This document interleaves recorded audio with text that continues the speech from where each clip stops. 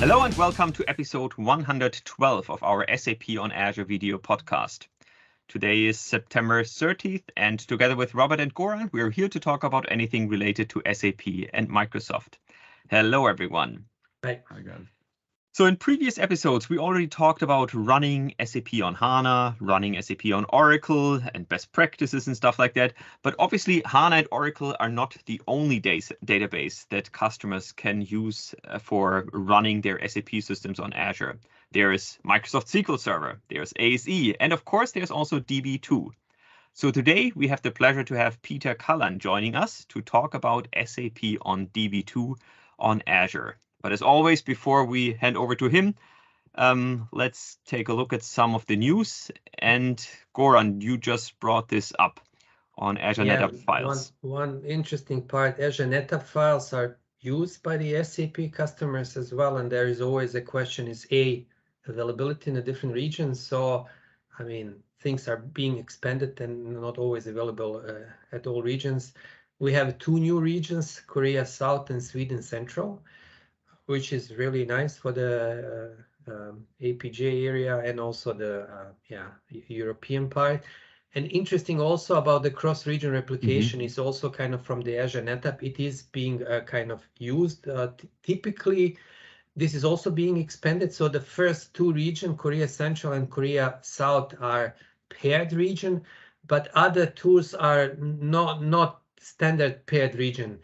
And this is also kind of, if you click on a cross-region replication link in the middle, there is a basic list of the Azure NetApp, and you go a little bit down the paired region.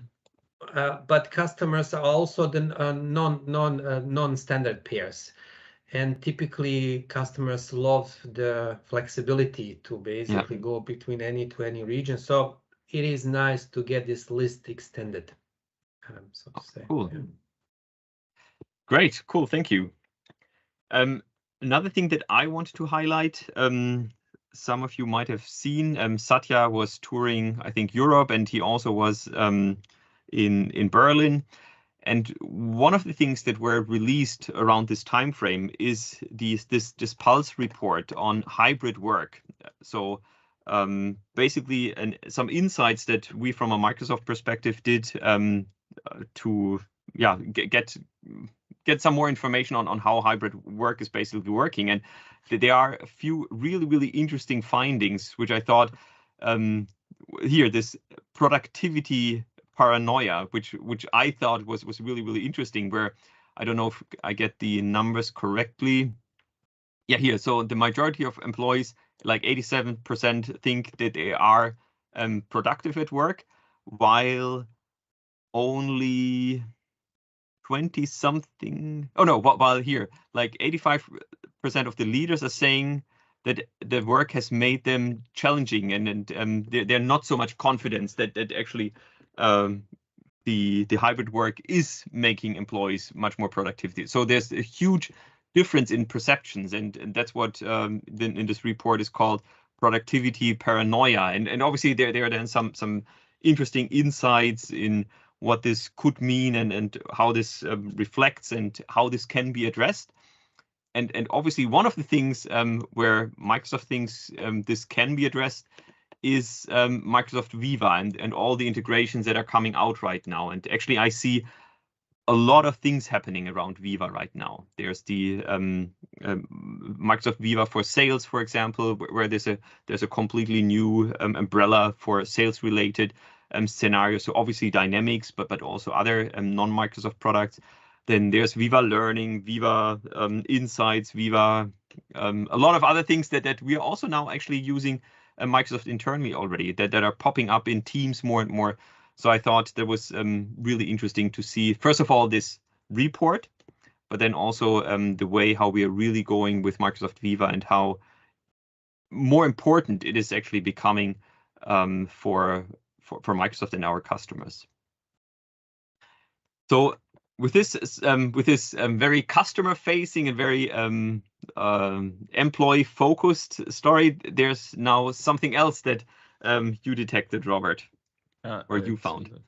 It's very interesting side to learning Kusto. So Kusto is our SQL-like language we are using in Azure Data Explorer. So it's if you go click on go to inbox, you are actually going there in a different task. So you are in every task you are detective, and you need to solve some issues and find some problems where someone forget to place the book in right order, and RFID is missing. So your task is, for example, to find where is the book actually stored by using Kusto queries. So actually you are trying to solve the issue using SQL-like language. It's, I think, the best way and funny way to learn one language, and especially for Kusto, it's SQL-like. So if you already know SQL, you just need to somehow sometimes switch to mentality, because it's a little bit different than standard SQL, but it's same mentality, let's say, in general, what you need to achieve with SQL language, with joining tables and so on. But it's very, very funny way of learning Kusto queries. I will recommend that. I tried. It's very nice. It's fun. Yeah, it's done by our internal guys in Microsoft. It's very nice. Good way of, or good idea to learn something. Yeah. Well, I agree, and I mean, I only did, I think, the first 2 tasks, so I'm at the very, very beginning. But even that was a lot of fun, and it's completely free. I mean, you're really creating your free Kusto cluster. Basically, you enter it here, and then once you have the answer here to these 2 questions, then you get your next task, and you start building on that, and it is actually really fun. So I thought, it's very. And I think Kusto would be quite helpful, because many of those parts, extending of the monitoring, for example, or Sentinel, people have opportunity to do this. Basically, it's a Kusto behind, right? Yeah. So just use the existing I mean, they are delivering some, of course, Kusto query for the default option that many would do is use, but then you can extend it as well. So again, here, that would be a helpful resource to learn it. Yeah, because I think, Azure Data Explorer is somehow like a standard in Azure. Yeah, so we are using in log analytics, we are using in Sentinel, we are using everywhere. Yeah, and also in analytics part. Yeah, so I think it's somehow must to know, so to say, if you want to deal with Azure. Yeah, so it's somehow normal language you'll probably use much often in the future if you want to deal with Azure. And I mean, speaking of learning, we already talked about Ignite coming up in 2 weeks, but now there's also SAP TechEd. The registration for SAP TechEd is open. SAP TechEd will happen, November 15th and 16th. I think it's also a hybrid event. So there is a present on-site event in Las Vegas, I guess, but I think the focus is still very much on the remote experience, which I think obviously is great, because then you can easily attend and watch some of the sessions. And I do want to highlight one of the sessions. I mean, obviously there's the keynotes, there's a lot of great sessions that talk about what's happening with BTP and so on.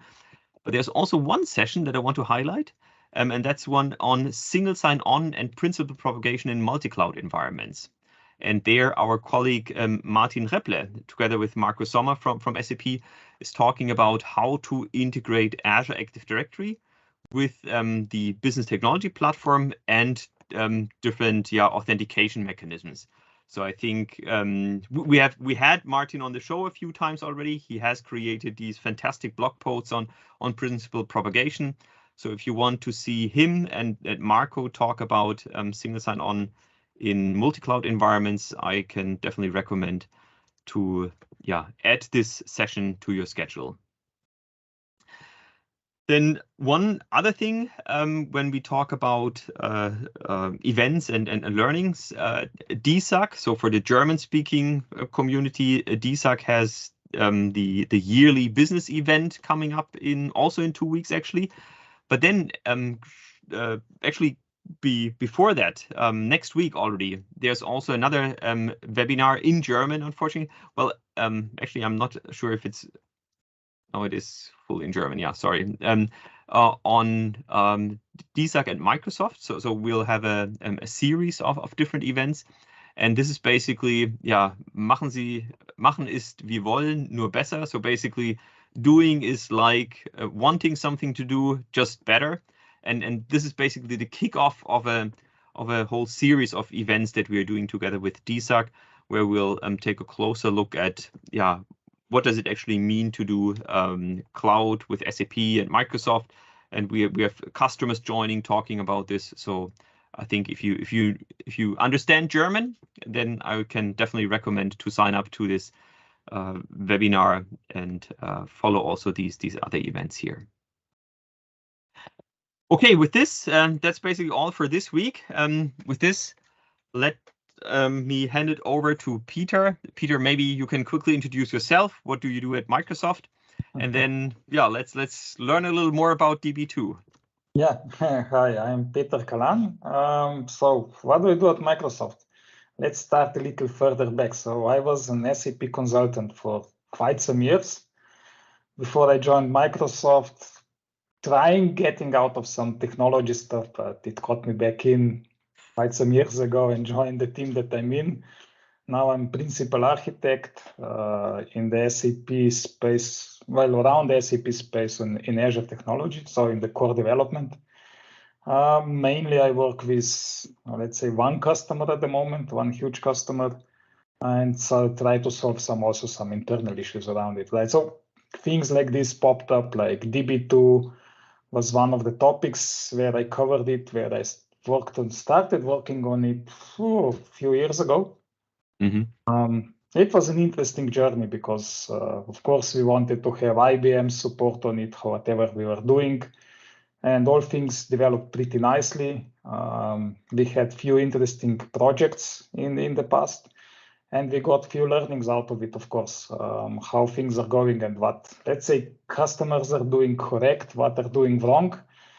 There are lots of nice stories around it. So yeah, it's nice. It's good. So you are working very, very closely with customers, but not with your average customers, but typically with very challenging customers that have sometimes some issues, and then you work very closely, obviously, with engineering, or you are part of engineering, actually. I'm part of engineering, so I do also sometimes, let's say, how we would say correctly, I even do some bug hunting, right? We had some issues around storage in the past, which thankfully didn't occur at customers level. Maybe we had one or two occurrences. We detected that and we were working pretty hard for like 2 or 3 months to get the bug out and stuff like this. So I'm in between core engineering and the customers. So basically, if we look at it in the past, what was released, so this NFS on Azure Files, we were there heavily working with our storage colleagues to develop the protocol correctly. We are still working heavily with them to further improve it.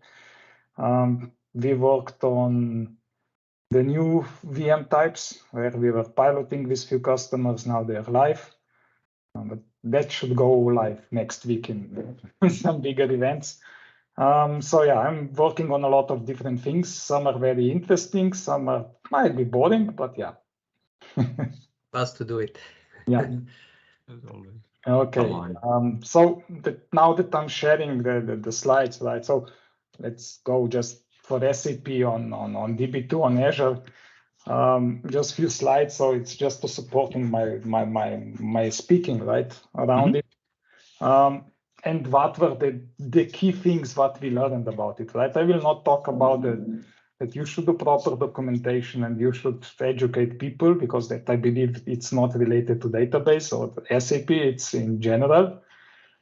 But what we do here see is as always, right? Go with the latest and greatest, right? From the version perspective, which is supported. So this means that don't go with the database and OS configuration that doesn't work. That's probably not a good idea.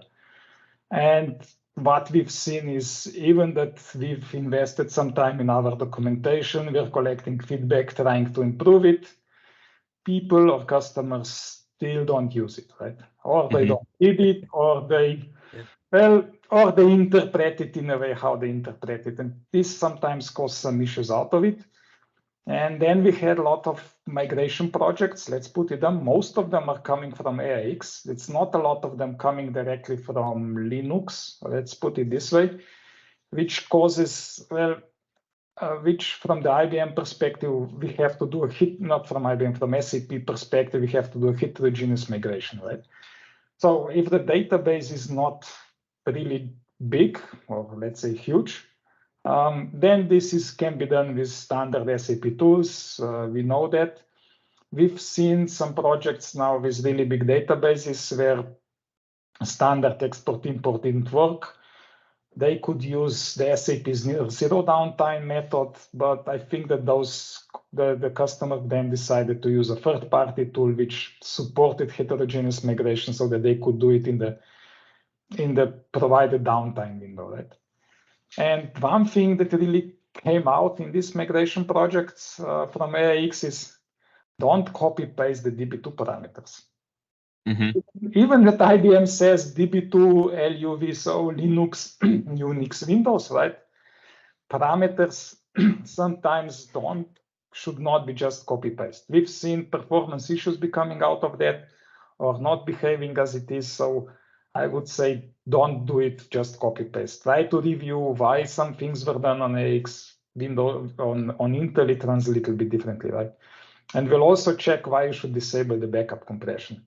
That's also connected to AIX and PowerPC and how it goes. And the fourth was really important was around HADR, which I'm going to talk about, is why you need to use the NFS destination for log archive, despite using like a third-party backup solutions, right? IBM DB2 has possibility that you backup directly to a backup agent, so you don't put it on disks or NFS, goes directly there. And this also caused some issues with HADR. One question just Yeah. Peter, for the parameters, you said don't copy paste from the on-premises. Yeah. Do we have something specific of the DB2 parameters which are maybe Azure related, or? It's not Azure related. I would say it's more Intel. It's more the CPU architecture related. Okay, all right. But it's not. I would say that there's no specific to Azure. Something from the DB2 perspective. Right? The DB2 doesn't. Well, in this case, it knows it runs on Linux, it runs on Intel hardware, but it doesn't really know that, hey, I'm on Azure, I'm on whatever virtualization technology. Yes, it can be detected, but it should not really that much influence that, right? At least what I was, when I have regular syncs with IBMs, and they never came up with this, right? Because they are working on or supporting and working on the same customers as we do, right? So even we had projects where they were doing their work on their side and we were doing our work on our side. So we need to sync up how do we do it, and it never came up, hey, this is Azure specific, right? Yeah. So the DB2 storage design, right? So we can run DB2 on Windows, right? We'll see that Windows Server did have relatively low share for the DB2, right? As an operating system. The other option is, of course, SUSE and Red Hat. This is, I think, it's normal when you're coming from the AIX, which is probably the most common platform is the DB2, right? And now you're coming to SLAS or Red Hat. That's a choice a customer makes. I don't see any big difference doing either one or the other that I would say, hey, go with this or with that. That's probably the decision of the customer, or what do they know better. If they have some contracts, that's up to them, right? So, and this was also mostly our focus when we were doing all the documentation and all around, right? Is going with SLAS or Red Hat. So here it's really relatively easy. I would say you should use premium SSD storage, either version 1 or version 2 that's coming now, or Ultra SSD, right? Ultra SSD will probably not be that interesting anymore once the premium version 2 comes up. Azure NetApp Files, they're fully supported by IBM, right? So Azure NetApp Files, since they're NetApp based, they have a lot of similarities or even same code base as the NetApp on-prem. The IBM said, oh, we're like first-class citizen for this type of storage. So there's basically no difference from the support side if either you're using our locally attached storage or the Azure NetApp Files. That's, again, the decision somebody wants to make. But Azure NetApp is only on the Linux supported. With Only on DB2. Linux, yeah, via NFS, yeah. Windows servers, it's like you can see no Windows share supports, only locally attached storage. NTFS file system, you should use storage pools to manage this. But to be honest, I've had 1 or 2 questions around Windows server running DB2 on the Windows server. Like I said, there are some small amount of customers out there, but not a lot. So in this, the other things around file systems, more or less dictated by the DB2 version, what they support, right? So the most, now it's 6FS is more or less the standard because of the latest DB2 versions. And you can use LVM, well, and the ADM is also possible, but we know the standard is LVM, to use it with the premium disk, to stripe it, to get better performance out of it. And this is the basic storage configuration what we are recommending, and this is something that I would suggest customers do it. This is still based on the premium premium SSD V1 version 1, yeah. For version 2, we will change it. So I expect, we just had a sync in the team. We'll have to update it probably in the next few weeks. We'll do it for the premium V2, which it gives us quite more flexibility than V1. And the Ultra SSD might be interesting in the future for really high-end configurations, right? And what we've seen also is on our, let's say in our documentation, we have sample configurations, how many disks and how they should be done for running a DB2, right? And let's say that we had 1 big Swiss customers migrating to Azure. Some of systems are running on DB2, and we haven't seen any performance questions coming from the storage side. Well, yeah, there was configuration issue that we had to solve, which was very specific to them. So that's why we don't put it anywhere. But generally, we didn't hear anything from the, let's say, hey, we have to, the disks are not able to catch up or whatever. This was all within that, aligned with our documentation. Well, let's put it this way. When we were building documentation, we went back to IBM and said, look, we are doing the storage configuration. How do you see that IOPS are being done on the storage level? And they gave us some patterns saying SAP data is using like 70-75% of the IOPS, right?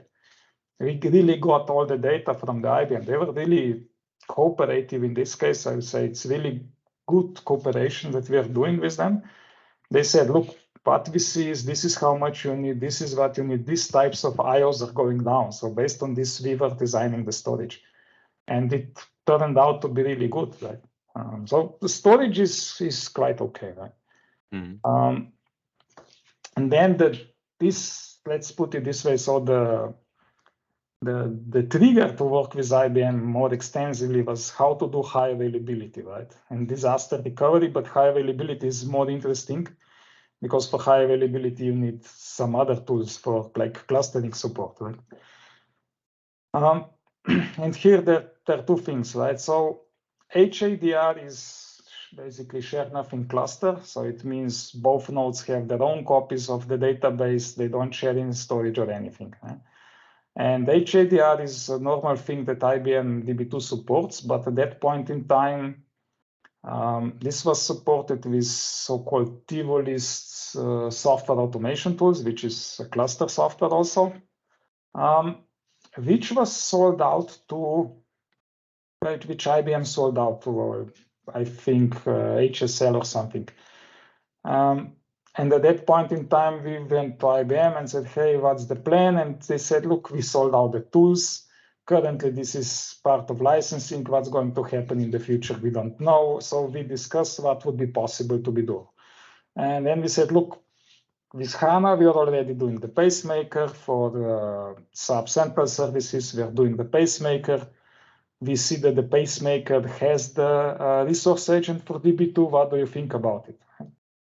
And they were like, well, at the end of the day, we don't care. They said, if there is an issue in DB2, we'll support it. If there is an issue in HADR, we'll support it. If there is an issue with failovers, because it's done by third-party software, not our problem really at the end of the day, right? So when we started talking and how it looks like at that point in time when we did the solution is, Azure support is Azure support where we have it, right? And then either you take SUSE or Red Hat, they give you the support for the operating system.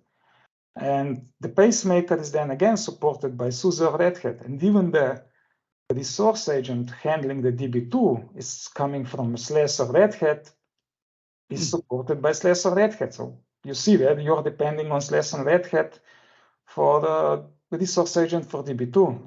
And of course, then the DB2 runs on top, right? So in this project, we had to work with IBM, basically SUSE and Red Hat to get the DB2 agent, the resource agent in the correct version, the latest version. Some fixes were needed to get it working. Right? Mm-hmm. All good. IBM verified and they said, hey, we are happy about it.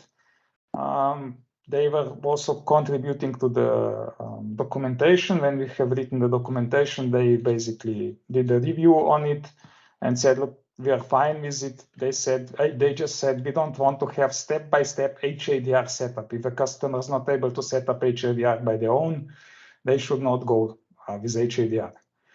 And this is how it started. And we got the customers pretty soon on running the HADR with pacemaker, and it all works fine. The only problem here was, like we said, the support was kind of not defined that good.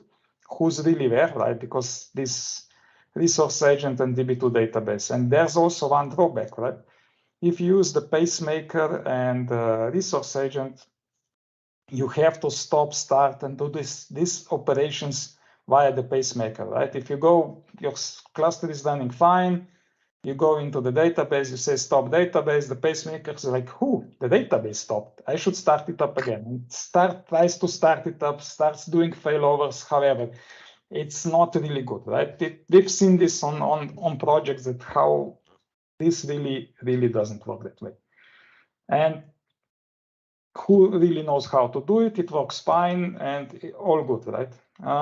And in that point in time, like I said, the IBM sold out this Tivoli software, and we asked them, hey, what are we going to do about clustering?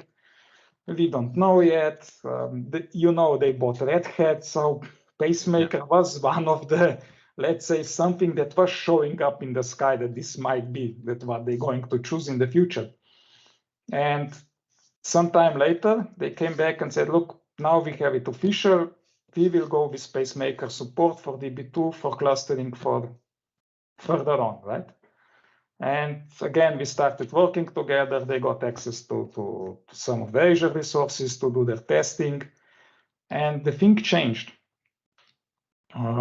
So for the DB2 11.5.5, now you can have a pacemaker support from IBM, which totally changes because then you install SUSE, you install either SUSE or Red Hat.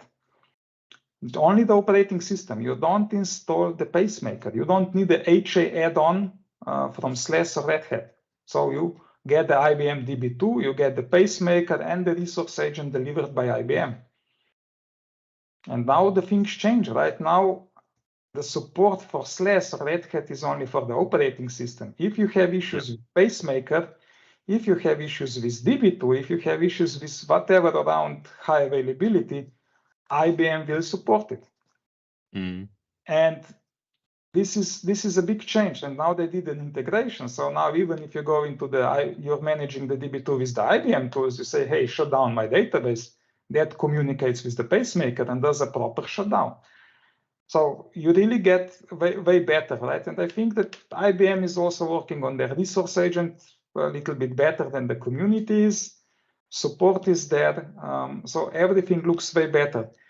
There is, of course, an exception. This pacemaker delivered by IBM, right? It's only used for DB2, so you cannot use it for running SAP central services or something else. The pacemaker also delivers all needed Azure agents, right? So for the load balancer, so that everything works together. So we are communicating what we are doing and changing. So basically, how to do a cluster on Azure, you have to follow the IBM's documentations, not ours anymore. And I would encourage all customers that they have option to go to the latest version of DB2, go for it and use IBM's pacemaker. It's from the support perspective, it's probably way better to work directly with IBM than going around, right? Yeah. Mm. That would be this integrated solutions. The integrated solution, yes. Right. Yeah. And if I correctly understand from the documentation is, as you mentioned, you don't install pacemaker from the operating system, which comes, but you install through the IBM DB2, so to say, correct? Yeah, exactly. Okay. So it's basically it becomes part of the DB2 installation. Yeah. So Okay. it's really, they've integrated it. It's like I said, it's made not, like I said, it's a pacemaker which is limited to supporting DB2, but hey, it works and you have IBM support for it, right? So yeah, let's say that in one of the customer projects I was involved, so there were issues with the resource agent, right? Because they used DB2 11.1, not .5 something. So they had to use the community one, right? And there were issues, and they found that the issues were that the community agent, the resource agent was not supporting everything. So then they opened the ticket with Red Hat. They changed it, delivered by Red Hat, and it takes longer. IBM will probably be able to fix that way easier, right? Because they have the DB2 experts, they are writing their resource agent of their own, so it's easier. And that, so it's the same thing. Would you use a clustering on Windows Server that's not Windows cluster? For let's say SQL Server, probably not, right? Don't ask Goran for that. Yeah. But there's one thing, right, which comes out of this HADR as a high availability option that's not supported on Windows. Mm-hmm. We checked with IBM. We said, look, we have an ask from a customer, and they like, because that's a Windows customer on-prem, they're probably using shared disk approach, right? Yeah. And they said, we want to go to Azure, and they asked for HADR, and they said, look, we know only for one that they had HADR support for Windows cluster, but it was out of it 10 years plus ago.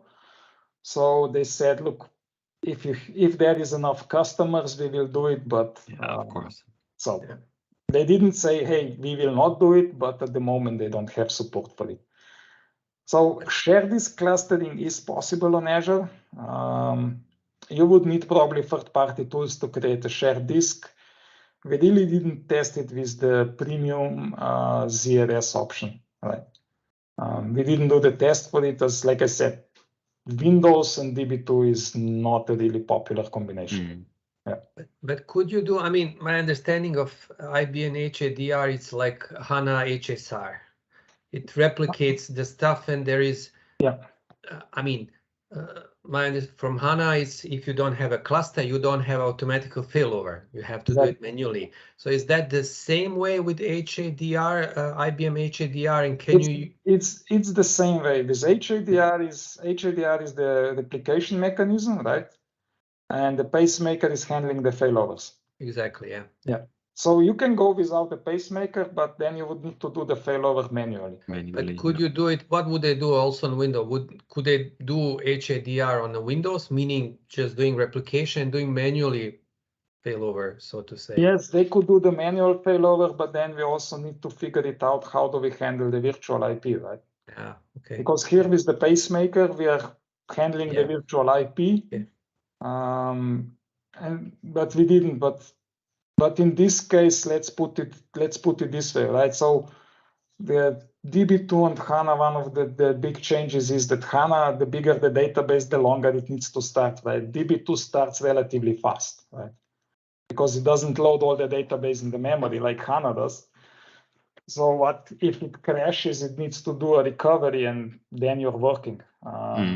So in this case, HADR would be more of a protection against data loss than really for a high availability perspective, right? Because let's say if the VM dies and the VM restarts, the primary might be back relatively soon before you realize what you need to do in the secondary, right? Yeah. Okay. But also the other thing is, right, the pacemaker, here when I was working on the DB2 is pretty good reporting the secondary node, right? You're working on primary, and while the primary has a crash for some reason, the secondary has a pretty good status in which status it was before the primary was gone, right? And there are also timeouts. When can you do the failover, right? It doesn't allow you to do the failover just if you would be disconnected. So if you would lose connectivity and the clustering software would come to a certain time later and say, hey, failover. And then the guy would say, hey, I'm not sure if I can do the failover because I have a synchronous replication. So I shouldn't do the failover because this and these things were not met for the failover. So it's a quite good solution on top of it, sitting how you can handle this. So yeah, it's okay, right? Even it will not allow you to fail over like 2 seconds after the primary was gone, because that would also not be a good idea, right? If the primary is disconnected for 2 seconds, how can you be sure that you can fail over that fast, right? Did you do any split brain prevention tests and stuff like this, right? So it has its own mechanisms in there. So yeah, you can do it without, but then you have to solve the connectivity and all the other things around it. Right. Yeah. And what I see, you have also popular option to have an HA in one region plus DR, of course, async. Asynchronous into another region. Yeah, that's something that customers can go with. Some are doing that, some are not doing that. So yeah.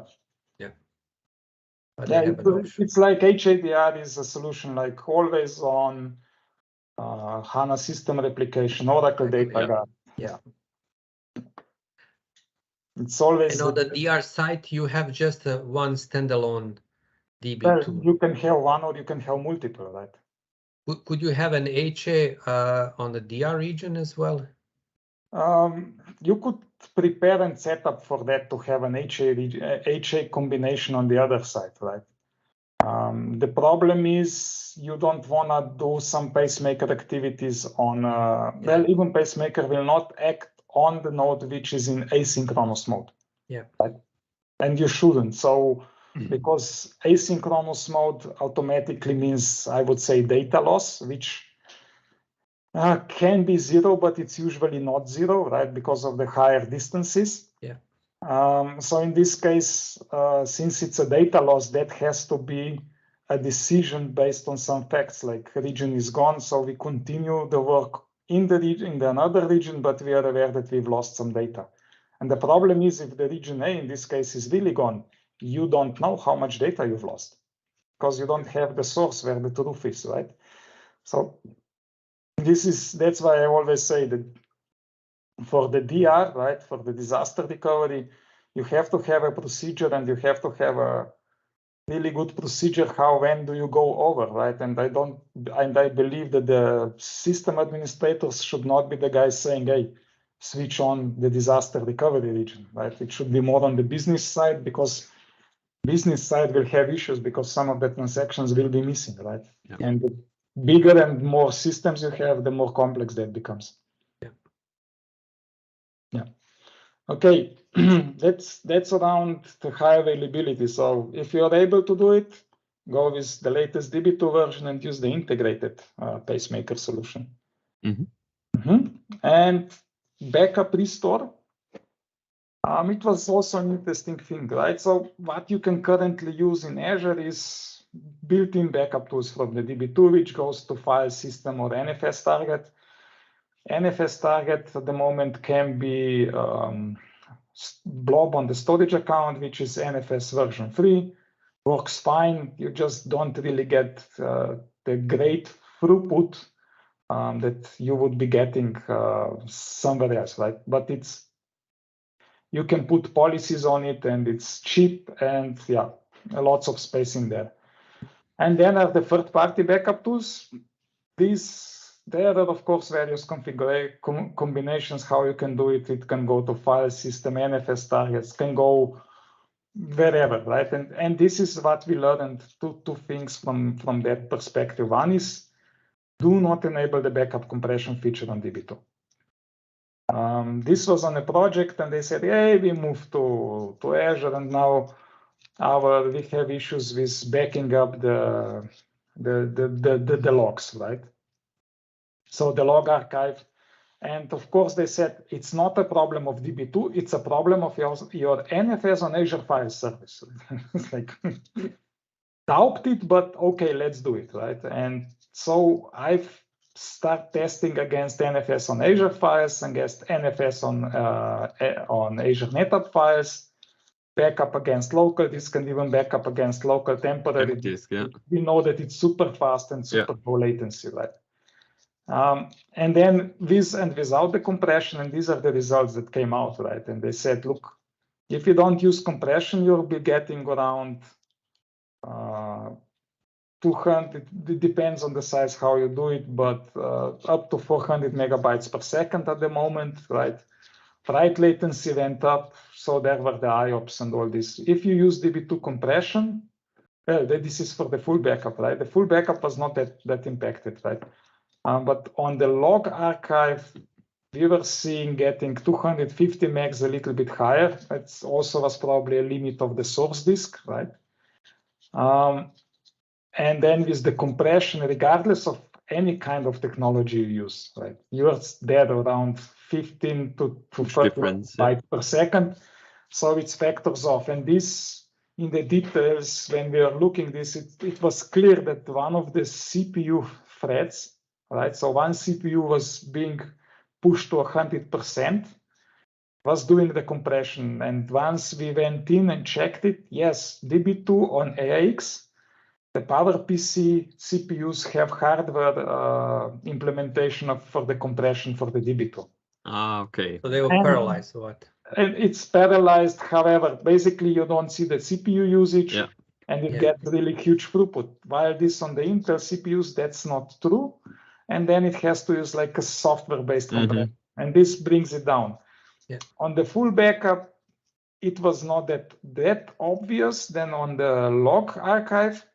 And on the backup, because you can use multiple database files, you can use different channels, you can really configure it, you can get better numbers, but still, right? And then the customer came back, oh yeah, we found out that this is not good. We also found out that our third-party backup tool is doing the compression anyway. Perfect. So not really useful, right? Yeah.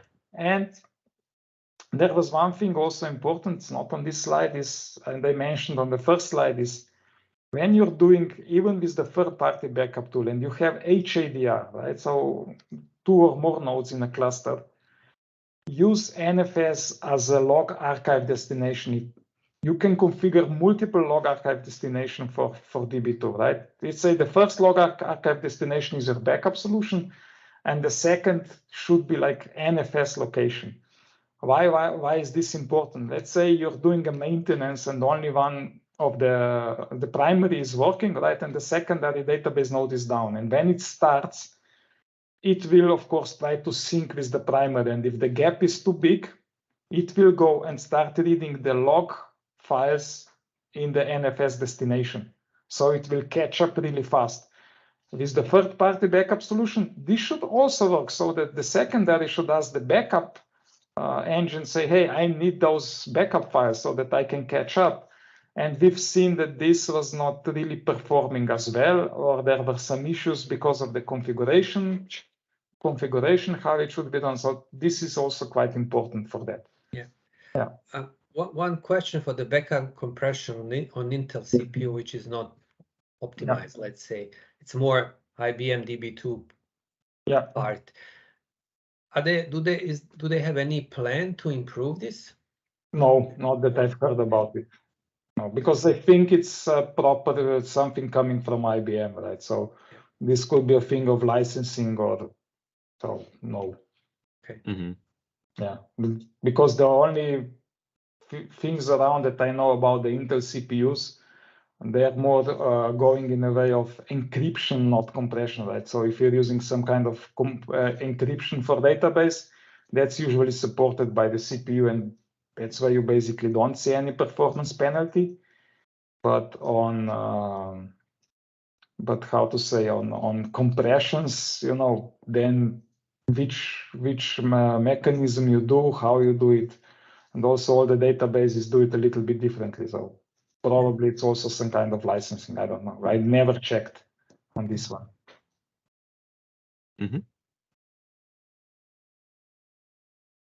Yeah. So these are the main things I would say about DB2, right? That coming from IBM AX, disable the backup compression and don't copy paste the parameters. Right? Yeah. And then, if possible, use NFS as also for the log archive destination, the secondary to be on NFS. Right? There are multiple options how you do it now in Azure. Either Azure NetApp Files, either NFS on Azure Files, either NFS on Blob. So all combinations work fine. Right? So if you come from AIX on-premise and go to Linux, same IBM version, you can't do a homogeneous system copy. No, there's no homogeneous system copy available because AX uses different Indian, so different how you do it. So it has to be heterogeneous. Yeah, I've checked with IBM and they said, unfortunately not. There is no direct like backup restore or some kind of replication. Yeah, okay. Great. Good. Yeah, so, and just to, I mean, you, as you said already, you worked on a few customers already, also some bigger customers. I guess, as you said, most customers are coming from AIX. Then they are in the Linux world, so most naturally they go to Linux, and you were involved in quite a few bigger projects there as well. So the latest projects for database size is 40 terabyte plus. So this means that they are running M192 or even I've seen M416s for the database servers, right? And then in a lot of cases, they are using Azure NetApp Files for... not in these cases, mostly they were using block devices. Okay. It's quite interesting when I work with different customers about Azure NetApp Files and block devices. Those who are, let's say that I have a customer who is looking on the costs. They don't want to use the Azure NetApp Files because they say it's too expensive. You know, it always depends how you do the calculation, as everything. So it's interesting. Currently, we had a lot with around block devices. Basically, we are now hopefully starting some projects to migrate from V1 to V2. Stuff like this. We'll see how it goes. But cool. I mean, I believe premium V2 will be a big change. It will be much more simple, no striping needed. This is, you know, things are going around the premium V2. We can do later, maybe a session how we did it. We have measurements, tons of measurements. We've done tons of comparison, how it means from the costs, how it means from the performance. So some things will be easier, some things stay close to the same as they are. But it's really nice that you can say, hey, now I need more IOPS, now I need more throughput, right? Exactly. We've analyzed, let's say that we had the option to analyze one of the most complex HANA installations on the world, and we could analyze the IO subsystem on a second level, right? On the second level, when we are doing some analysis, and we were quite surprised how HANA behaves. on the log area, on the data area, where the IOPS are coming, when it's coming. So yeah, we have a customer who is basically pushing us to 7 gigabytes per second of the storage. Oh, okay. Okay. I think, Peter, we will have a follow-up session. It sounds like it, yes. One question, when you mentioned bigger machine, I think in most cases, a customer actually go with bigger machine to get more throughput and more CPU power, not really memory, because I think DB2 is not hitting the memory limits, probably. Yeah. And one question related to that, do you have any examples where customer using bigger machine during the migration, just to speed up migration, and then turning back to lower machines? That's always in theory, but I have never seen customer going down with the VM size. Oh, okay. To be honest, there were always plans, but then it's so good on the fast machine that they'll stay on the faster machine. You know how it goes, right? You can go always faster and bigger. And then you say we are going to start cutting costs and go on a smaller machine, and the overall performance goes down by 5%. All the business goes up in the air, right? Yeah. So that's why when we had a performance issue on one of the customers, and they said, "Oh, let's go to a bigger machine," right? Hey, let's try to find out what's really wrong. Yeah. Yeah. Because then you are on machine, like I said, we go to 416. Like I said, Robert has a good point. It's not about memory. Now you have CPUs like crazy. You have the throughputs like crazy. And then you go to a smaller one, it might not be as good, right? But on the other side, if you look at now the latest E-series, those things are fast. Those things are fast. Yeah. So always, like Robert is always preaching, it's not a one-time thing. Always evaluate, always manage your cloud-based systems. I think that's coming back to Robert's point. Running an SAP system on Azure is a new thing. It's different from doing this on premise, and you always have to analyze. Yeah, it's different than on premise. So sometimes it's interesting when you're running on premise and then you're saying, "Hey, how much storage?" And the customers are saying, "Look, we bought this high-end storage, right? And now we don't mind how many IOPS and everything. This thing should handle it. And now you're coming to the cloud and look now, but here every out of these things costs that much." So it gives you a better overview of what the system's doing. It needs some more effort. Customers might need to get used back to these things, but yeah. I mean, I've seen what Robert was telling. For example, in the context, if they would do a heterogeneous system, meaning export import. Yeah. So then when you import it, of course, then you push a lot to the disk, right? Yeah. And then you are also bound to minimize the downtime, right? So I've seen those kind of stuff. Okay, let's use the biggest VM because they would have the most throughput, and we need the throughput just to finish the migration in a downtime, right? And then they would resize down. If they could do homogeneous system replication or do some kind of database replication, of course that downtime is small and there is no pressure on the disk during the so I usually, like Robert said, if you would do the big VM for the migration, right, and you should resize it before you let users in. Yeah, exactly. Before the users come in. Now this database is not HANA. That's easy, right? Because you restart and like I said, it's relatively fast. With HANA, with the limited time windows, right? It's a problematic, right? Like I said, I've worked now with a customer who has, let's say, a system of pretty big, right? So going into more than, let's say, 12 terabytes or even more, right? And by the contract, the downtime from the partner should be 24 hours. At the end, the customer pushed them, "Hey, we can only do it in 8 hours." So that's not just HANA was at the end of the day not that big of an issue. Well, not that big of an issue. They still needed a few hours, but all the surrounding stuff, right? 8 hours was really, really close by, right? Yeah. And it was like they were doing the optimization probably a year and a half. Yeah, exactly. Yeah. Yeah, my God. Great. And we also need to do it on our side, right? Some of our services were not scaling for that purpose. Not It's possible. always combination. Yeah. Look, we sorted out, we created custom migration scenarios and things like that about it. All right. Well, And great, Peter. I think Okay. that was a good overview of DB2, high availability, backup, restore. Lots of tips and tricks.